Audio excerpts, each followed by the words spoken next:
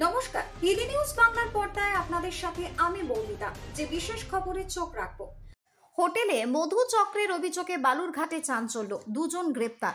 বালুরঘাটের একে গোপালন কলোনি সংলগ্ন এক বেসরকারি লজে মধু চক্র চালানোর অভিযোগে চাঞ্চল্য ছড়ালো এলাকায়।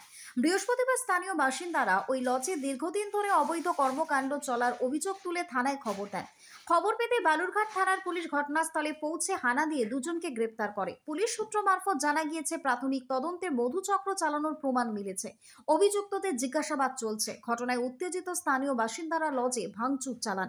পুলিশ পরিস্থিতি নিয়ন্ত্রণে আনেন এবং এলাকায় অতিরিক্ত বাহিনী মোতায়েন করা হয়েছে। ঘটনার তদন্ত শুরু করেছে বালুরঘাট থানার পুলিশ। Bureau report, Hili news Bangla.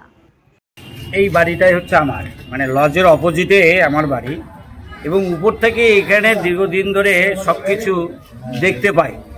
এদেরকে বলা সত্ত্বেও এরা কিন্তু কর্ণপাত করেনি।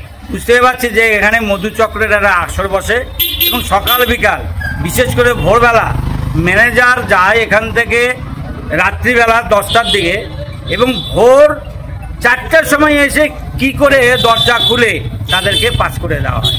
এবং এই কথা আমি দীর্ঘদিন অনেকেই বলেছি, কিন্তু সেই রকম কারো পাওয়া যায়নি। আজকে পুলিশ সেটা হস্তক্ষেপ করে তাদেরকে আজকে কি ধরা পড়েছে? হ্যাঁ, ধরা পড়েছে। ম্যানেজার এবং যে ছেলেটা ছিল তাকে নিয়ে গেছে, মেয়েটাকে বের করে দিয়েছে।